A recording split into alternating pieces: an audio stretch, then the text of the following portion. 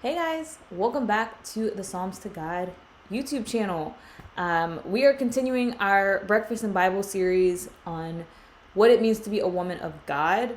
I'm sorry this video is late. When I got into this material, it was heavy and there were so many different topics. I got very much lost in the different side topics and the different ways and the different things that you could talk about in this passage. And I don't want to do that in the video. I wanted to make the video streamlined and to stay focused. And it was very difficult for me to stay focused. It's also very difficult for me to just sit down and read this in one go. So I kept coming and going back and coming and going back. And that is why this video is late. So apologies. Before we get into the material and before I give my usual disclaimer about the material that we're about to talk about, I do want to throw out an idea and see how you guys feel about it. So I know lately I've been focusing on the Women of the Bible series, and I haven't been showing you guys as much journaling content, like journaling tips and, journal with me content, which is not intentional. It's just, life is hard, and it's actually harder to film videos in the fall and the winter. The lighting is difficult. I don't know if you guys can actually tell the difference in lighting, but it's a lot easier to film when the sun is out and when the sun is hitting, and you get the natural light plus some of the lights that you add to it. And since it gets dark sooner, it's harder to film. That's why I haven't shown as many of those, because it makes it hard to read. The shadowing is off. You might see some of that when we start showing the notebook here in a few seconds. But nonetheless, I do know that you guys love the Journal with Me videos, and I think some of those are very helpful for you in your own studies. And I was thinking that as I get ready to set up my 2023 journal, war binder, study book, etc., that maybe you guys would want to do a live journal with me. And so I was thinking maybe I would do one live where I actually create the journal, and then a couple of other lives where I set up set it up for the year, maybe do some things up front to make it easier to use throughout the year consistently. So if you guys are interested in that, let me know. If you would prefer it not be a live and just be recorded and you can watch it whenever, let me know that too. Just let me know your thoughts and we can make that happen in the month of December. So without further ado, getting into why we're here today.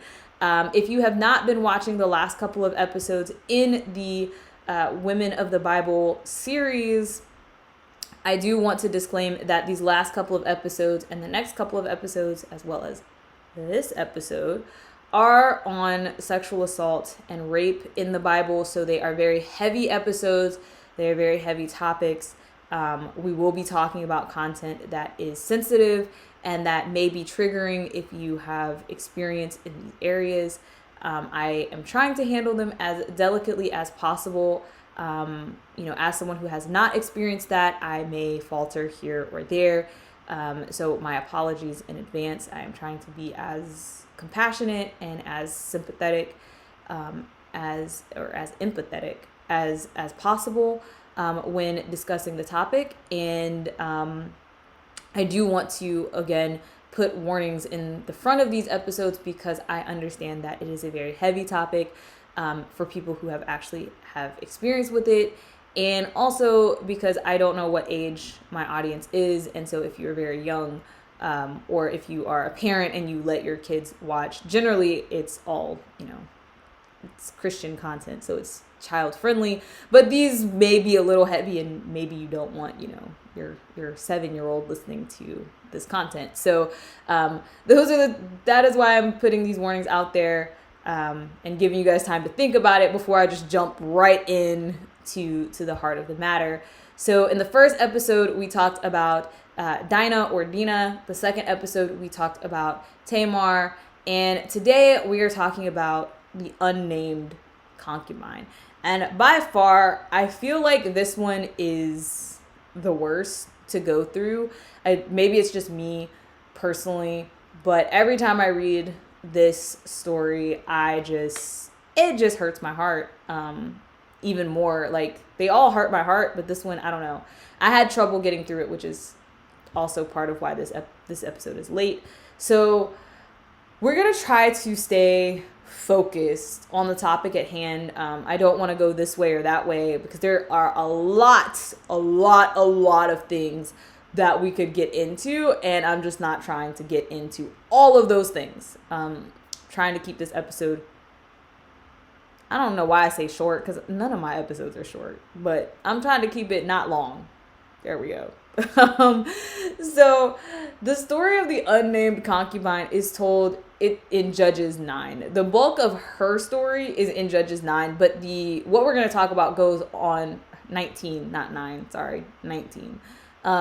It keeps going into Judges 21 and concludes the book of Judges. And we're going to talk a little bit about what happens after the fact, because that's what I kind of want to focus on the most. So let's zoom in a little, give you guys the overview. Again, as always, my stickers are also for illustrative and aesthetic purposes only. I try to use a diverse array of stickers. They have absolutely no connection to the text whatsoever. So here's a brief synopsis of what happens. These notes are a little less intricate because the actual topic is intricate. So essentially what happens is there is a woman who is not named. We are told that she is from Bethlehem and the tribe of Judah. So assumably she is a descendant of the tribe of Judah. And she marries a Levite man. Now, the man is not named either. So before we get all upset because they didn't name her husband either. Nobody is named. So that's not really a statement about her. But one of the things that I struggled with when I came back to this passage is that she's called a concubine, but repetitively it talks about her husband. It calls her father is referred to as his father-in-law and things like that. And I got kind of tied up in the question of what actually is a concubine. In my mind, a concubine was basically a wife that was lower than a wife. And I think somewhere in my mind, I was thinking like take David and Solomon, right? They were kings in Israel, so they have high status. And in order to marry a king, you too should be of high status, right? This is the whole thing about princes marry princesses and kings marry queens. And, generally you don't see royalty marrying commoners. And so in my mind, like a concubine would be like a wife that's actually a commoner. And so their child doesn't have a shot at becoming king or to take the throne or anything like that. They're quote unquote a lesser wife. Or for instance, like with Abraham and Hagar, or with Joseph and Jacob and the handmaids, they were actually servants who then were kind of raised to the station of wife, which, of course, biblically speaking, though, none of them are ever referred to as a concubine. Hagar is neither referred to as a concubine or a wife, but the handmaids of Rachel and Leah, Zilpah and Bilhah, are both named as wives, not concubines. And so I got a little confused about what it actually meant for her to be a concubine. So I started looking up the word concubine, and I was actually, I had a nice chuckle because the dictionary definition is basically a woman who is living with a man as his lover, but is not married to him. So anybody out here living with their boyfriend and sleeping with him is technically a concubine, according to the dictionary. And I was like, well then, but based on that definition, it kind of just seemed like someone who was kind of like not really a wife, but like, that's why I got confused about him being referred to as the husband. I just felt like it was more formal than just simply, shacking, right? Like I don't know. I never found a real answer, but essentially the Bible says she's a concubine. So not quite a wife, but not a girlfriend. Anyway, this particular concubine was not faithful to her husband.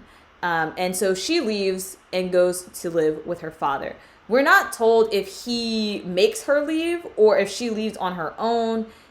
It's a little fuzzy about what exactly caused her to leave, or who exactly initiated the separation. But we know that she's living with her father in Bethlehem, and the reason is because she's been unfaithful. But she's not there long before the husband decides that he wants her back.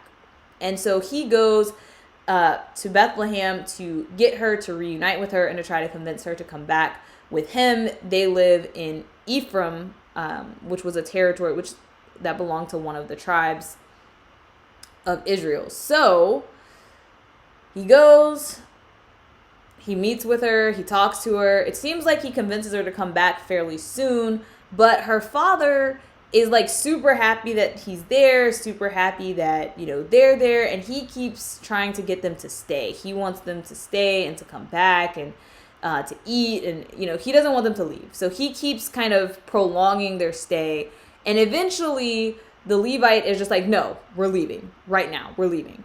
And so because of this, they leave very late in the afternoon, later than they should have. And this causes trouble with them getting to their destination. They end up in Jerusalem close to nightfall. But at the time, Jerusalem was not an Israelite territory. It's still not part of Israel, but we're not gonna digress. So Israel was held by the Jebusites at this time, and so he didn't want to stay there because it wasn't an Israelite territory, and that's kind of prideful. I don't know if there was full out animosity between the Israelites and the Jebusites at the time. Probably because they were trying to conquer Jerusalem. So he didn't want to stay there. So he decided to keep moving and push forward into the next city that was owned by Israelite people.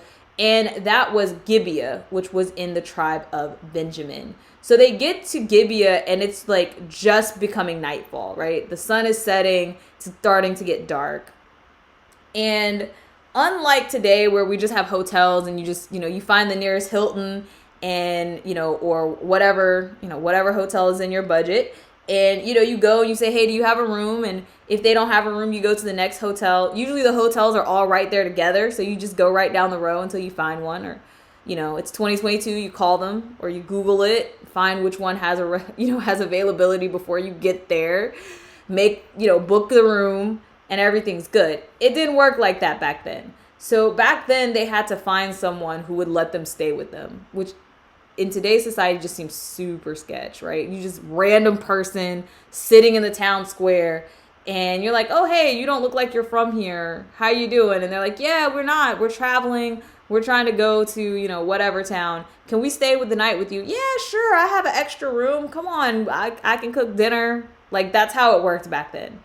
And so the man, his wife, and his servant are sitting in the equivalent of like the city square, this open space in the city, waiting for someone to accept them for the night. And it seems that a couple of people may have come by and, refused them or didn't invite them or didn't speak to them or something like that. But eventually this older man comes by and offers them a place to stay. And when this older man from the time that this older man, is approaching them to offer them a place to stay until the end of Judges 19, we basically have a repeat of Sodom and Gomorrah. What happens is they go to stay with this man. Some men from the town come to his house, request to have sex with the husband. They refuse. In exchange, they put out the concubine, and the men end up raping the concubine. The major difference between this story and Sodom and Gomorrah is that in Sodom and Gomorrah, the people that they are requesting are actually angels. And because they are angels, they have, this grand power. And so when the people don't back down, they kill all of them. And so nobody gets raped. But in the case of Sodom and Gomorrah, in the case of Judges and Gibeah, that there are no angels here to save the day. These are just ordinary human beings who cannot rain fire down from the sky or, any of these supernatural things. So they end up caving and giving over the concubine, and she is actually assaulted, and she is assaulted so violently that she ends up dying. In the aftermath of her death is what is astonishing, right? So in Sodom and Gomorrah, okay, sorry, had some camera difficulties, but okay. So in Sodom and Gomorrah, in the aftermath, okay, I had a couple of camera issues. Let's see if we can make this work. All right, so I left off talking about comparing this to Sodom and Gomorrah. In Sodom and Gomorrah, you have angels who have powers and are able to protect themselves. But also, God has already judged Sodom and Gomorrah and seen it to be a vile place. And so they take, Lot's family out, and basically the entire city is destroyed in the aftermath of this attempted rape. In Judges, the angels are not there. These are ordinary human beings. They cannot defend themselves. So the action goes through and someone ends up dying. Now, we don't have, God come in and just wipe them away with fire the way Sodom and Gomorrah was. However, we do end up with an all-out war. So the husband takes her dead body back to his hometown, and this is really gruesome, guys. I'm warning, it's gruesome. He cuts her body into 12 pieces. I'm not sure what possessed him to do that. I don't know why he thought to desecrate her body like that, but that's what he does. And he sends the pieces to all the tribes in Israel. And assumably he sends it with a message explaining what happens. But word spreads of what has happened. And I actually wrote the quote down here. It's a little hard to get it all on screen. But it says, everyone who saw it said, from the days the people of Israel came up from Egypt until now, never has such a thing happened or been seen. So essentially, like, everyone was completely floored by this atrocious act. And they gather together, and it's like 400,000 Israelite soldiers banding together to say, like, no, we're not letting this stand. We're going for justice. So they start a war over the fact that these men assaulted this woman and assaulted her so violently that she died. So during this war, they call out the people, they get to Gibeah, and the Benjamites are like, we not about this. Why are you gathering against us? We're not participating in this. So the Benjamites kind of stood with the rapists, and that infuriated the Israelites even more. So instead of just, going after these men in Gibeah or just attacking the city of Gibeah, they basically wiped out Benjamin. At the end of this war, there were like 400 Benjamites left. And they took a vow not to marry into this tribe, not to let their daughters marry the men of Benjamin. And the tribe almost went extinct. That is how angry the people were when this happened. This is the level of justice that was carried out in the name of the unnamed concubine. And I think the biggest takeaway that I want to point out, or that I wanted to talk about, is that this is a woman who we don't get her name. We don't know really anything about her. She's not even a wife. I mean, I'm not trying to be derogatory towards people, but like, from a societal standpoint, she wasn't on the level of being even made a wife. She was kept as a concubine. And she had been unfaithful to her husband, which is technically like adult. I mean, I guess concubines being unfaithful is the same as a wife being unfaithful and would count as adultery, which was in fact punishable by death. But he went for her anyway, which is kind of a parallel again of the church and Christ, right? Like Christ pursues us even though we are unfaithful to him. The Father pursued Israel constantly even though they were unfaithful to him. So we have this man pursuing a woman who's been unfaithful to him and trying to win her back. He gets her back, he's taking her back home, and Satan assaults her.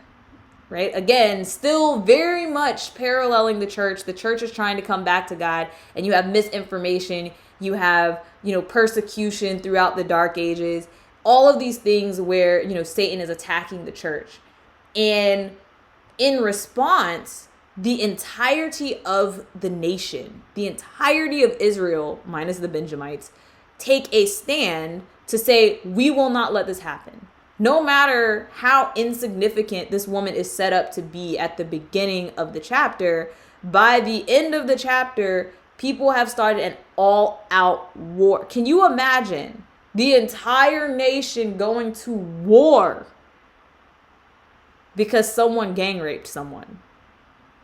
That is how seriously they responded in the Bible. And I think when you look at people who profess to be Christian, people who profess to be good people, and you look at how our system is handling things today, you're like, all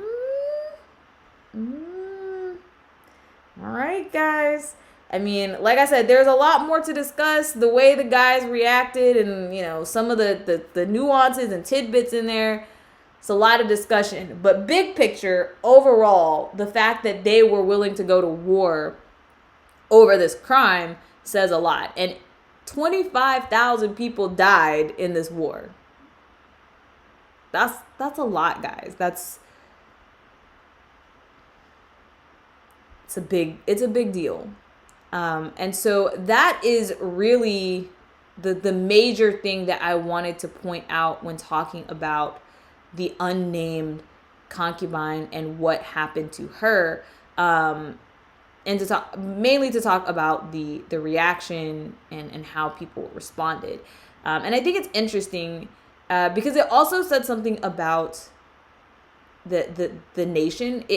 There's so much in it, things that could have been avoided, right? One of the things, if you go back and read it, like I said, we're not going into a whole lot of detail about, the side topics. But one thing I do want to encourage you, if you go back and read it, is to think about all of the ways that things could have been prevented, right?